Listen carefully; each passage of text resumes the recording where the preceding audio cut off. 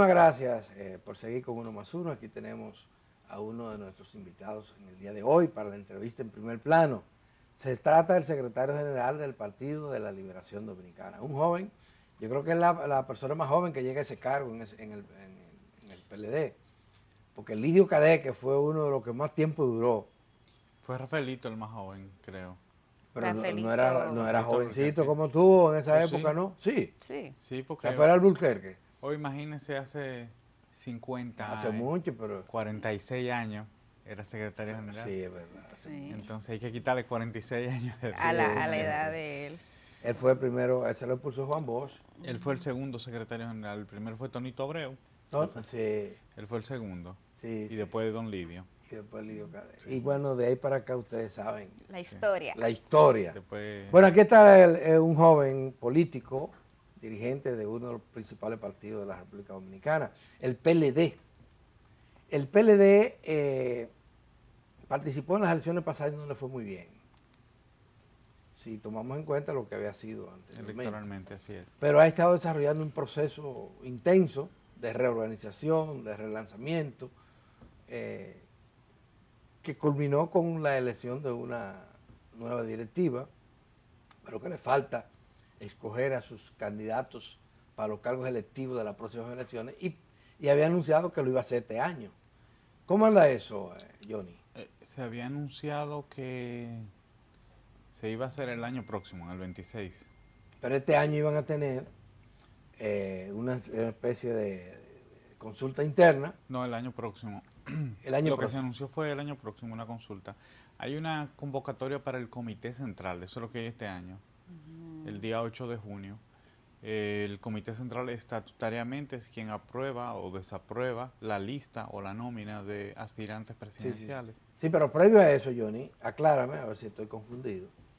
El comité político había puesto hasta plazo y abierto un proceso para los que aspiraran a la presidencia, a la nominación presidencial por ese partido, Manifestarán interés. manifestaran interés y se inscribieron. Ujú. Eh, Sí, pero como quiera el plazo sigue abierto hasta el 8 de Lo junio. extendieron, eso fue lo que ocurrió. Lo que pasa también es que la asamblea debe ser así porque la asamblea del Comité Central es libérrima. Entonces cualquier persona puede, incluso hasta Claro. el mismo día de la asamblea, anunciarse. Porque el Comité Central quien aprueba o desaprueba a los aspirantes. Sí, pero igual a mí me llamó la atención el hecho de que solamente de quienes son presidenciables en el PLD se inscribieron. Se inscribieron 3, pero solo uno muy conocido, que es el caso de Francisco Javier García. Y parte del análisis de eso es que hay descontento de parte de quienes tienen aspiraciones en ese partido con los plazos que ha estado poniendo la dirección política. Sí, es cierto que hay diferentes puntos de vista de parte de los aspirantes.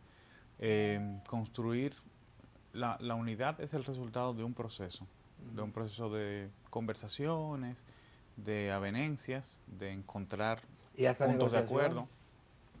Entonces hay una comisión, que es la Comisión de Unidad de Arbitraje y Unidad, que la dirige don Lidio Cadet precisamente, que ha estado en conversaciones con los aspirantes y yo creo que ellos están agotando un proceso muy bonito, muy interesante y todavía ese proceso no ha concluido, o sea que yo tengo la esperanza y la certeza De que antes de la reunión del Pleno del Comité Central. de que vamos a ir encontrando el camino. Pero ha habido avance en eso. Yo oí a Francisco Domínguez Brito proponer un diálogo Sí, previo, sí, porque hay varias muchos propuestas. no están de acuerdo ni con la fecha ni con el procedimiento para la elección. Sí. Vamos a ver, todavía hay tiempo para eso, todavía hay Pero tiempo. ese diálogo, ese llamado ha encontrado eco. Ha habido varias conversaciones, sí. Vamos a decir que están en ese proceso. Nosotros somos un partido que tiene una tradición democrática extensa. Hay otros partidos que se le hace un poco más fácil, pero el PLD por tradición tiende a organizar procesos para todo. Para escoger la dirección, o sea, el comité político, para escoger el comité central, para escoger las direcciones locales y para escoger todos los candidatos. Entonces, digamos que frecuentemente tenemos que estar haciendo este tipo de procesos. Hay una experiencia acumulada y, en definitiva, lo que todos los aspirantes y todos los candidatos tienen que saber y comprender de todos los niveles. Ahora estamos hablando del nivel presidencial, pero eso es válido para todos los niveles. porque también se dan situaciones conflictivas a nivel local. Sí, sí. Lo que todos tienen que saber es que el partido va adelante y los candidatos van detrás. Que lo importante es el partido, la organización, que tiene 50 años de historia, que tiene unos aportes hechos a la historia de nuestro país, a la institucionalidad democrática, y que además de eso marca mejor que los candidatos. O sea, el partido es una institución y lo que tenemos que preservar es la unidad y la imagen del partido. Ya. Aun cuando solo se inscribió uno reconocido y dos más que podrían surgir también en el Congreso, en la reunión del Comité Central, muchos otros. Sí, pero no hay otros tres que han anunciado en las reuniones de la dirección del partido, del comité político, su interés de aspirar. ¿Quiénes son esos tres?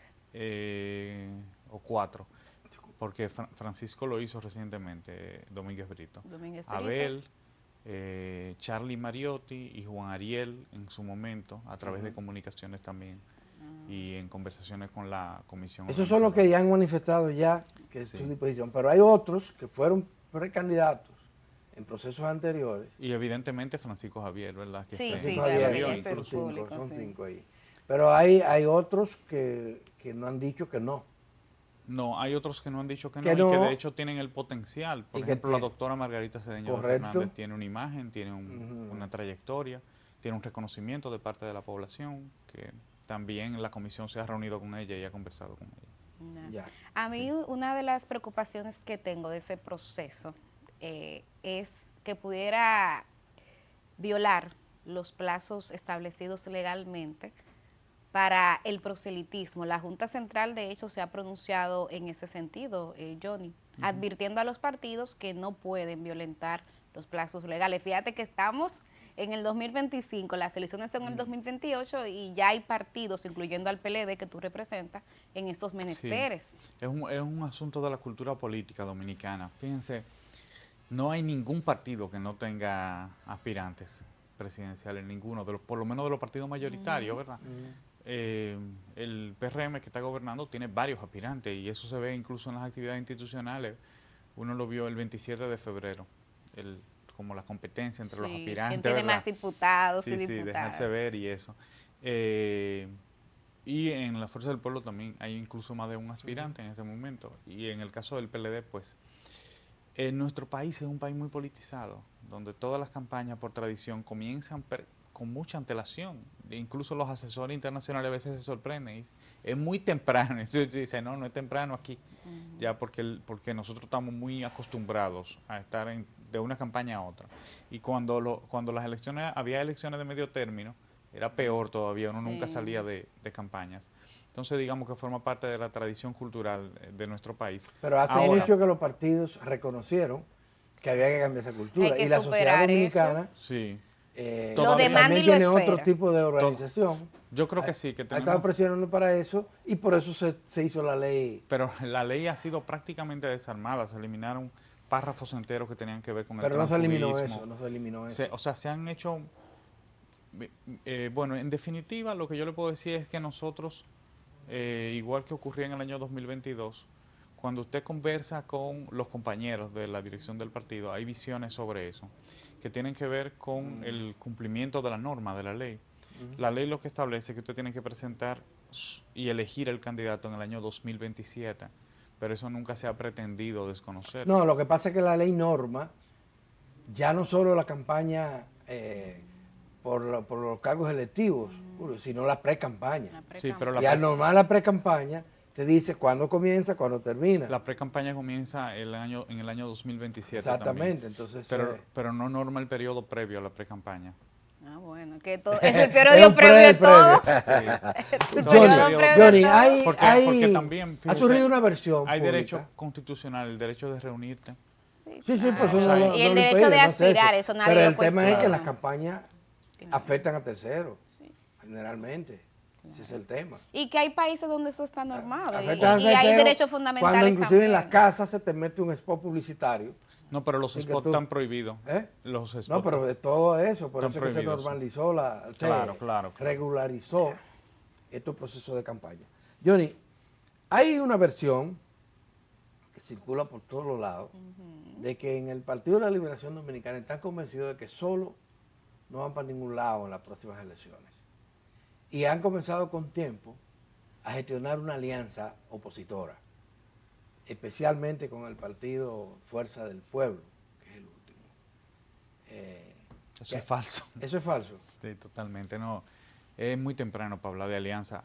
Al margen de Pero que hay dirigentes del PLD que han hablado de eso, aunque fuera de... públicamente no lo han hecho. de todos los partidos siempre, porque eso forma parte también de la discusión, ¿verdad? Es necesario, nosotros para promover una iniciativa respecto a las candidaturas independientes tuvimos que conversar con los demás partidos. Sí, sí, sí. O sea, a veces las alianzas son de coyuntura y no tienen un carácter electoral.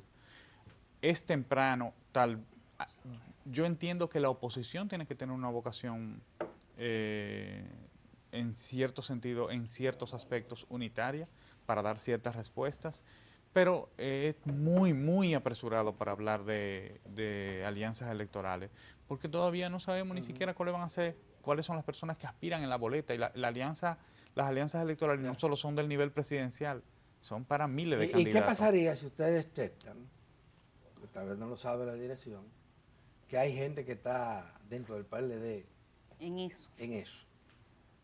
promoviendo esto, inclusive llegan al extremo de proponer candidatos que no son PLDistas? Sí, El caso de Omar Fernández, lo ven como un puente entre los dos PLD, como dicen algunos sociólogos. Omar tiene una muy buena imagen. Sin embargo, no hay ningún PLDista que esté promoviendo una alianza anticipadamente. No lo hay. No la descarta tampoco. No, porque es temprano, ni para una cosa ni para la otra. No la podemos ni asegurar ni descartar tampoco. Ya. Okay. Bueno, Hay, Johnny, otros temas. temas nacionales, y me gustaría oír tu opinión. Sí, claro que sí. Ya sabemos que hay en proceso una propuesta del presidente Abinader para hacer una especie de cumbre con los expresidentes de la República y discutir el tema haitiano. Sí. También te oí diciendo que habían recibido ustedes una comunicación para una discusión ya partidaria. Sí. Son dos iniciativas distintas. Lo primero es que el presidente había invitado a la oposición a unirse a un diálogo tendente a construir un pacto para la migración ilegal. Cuando nosotros escuchamos eso, la reunión del comité político fue el miércoles de la semana pasada. Y en esa reunión se abordó el tema de la solicitud pública del presidente, porque además él lo escribió. Sí. Y el comité político decidió informar que estaba abierto al diálogo y que estaba a la espera de la invitación. Entonces así lo informamos en la rueda de prensa del miércoles, y el sábado recibimos una invitación formal firmada por el ministro Paliza por instrucciones del presidente de la República. ¿Qué es del PRM? Pero él firmó como ministro, por Ah. instrucciones del presidente de la República. Y a ese documento se le anexaban las 15 medidas que el presidente había tomado preliminarmente y una propuesta de pacto que estaba firmada por los partidos aliados al PRM y por académicos de diferente índole, incluyendo rectores de universidades importantes del país. Nosotros el lunes fijamos posición, indicando algunas cosas que entendíamos que es importante que se consideren en ese pacto, que tienen que ver con los controles migratorios, con ser un poco más riguroso en esos controles y utilizar más tecnología y la construcción de un registro también, no solamente de los que ingresan al territorio, sino incluso de los que se deportan, porque necesitamos saber quiénes son y para de hecho... Y detectar si vuelven. Si vuelven, claro.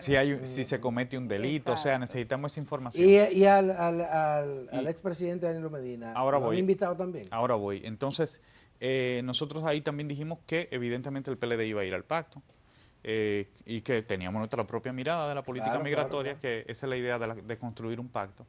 Parece una posición sensata. Sí, lo suscribo también. Y concuerda con el interés nacional. Claro. Correcto, ¿no? Este es un momento en el que se requiere la unidad del país frente a una situación que es una amenaza real, porque hay una situación de inestabilidad profunda en Haití. Ahí hay dos cosas ahí, porque una cosa es la amenaza por la violencia de Haití, por la ausencia de un gobierno en Haití, y otra cosa es la presencia haitiana, que no es de ahora, la República Dominicana. Sí, claro, y la incapacidad del Estado dominicano por establecer reglas claras y controles más reconocer que existe esa realidad. No, y también, por ejemplo, nosotros, una de las cosas que vemos como debilidad es el hecho de que no ha habido sanciones suficientemente fuertes incluso no se hacen públicas, no ha habido mucha transparencia en ese sentido respecto a las bandas que trafican con seres humanos.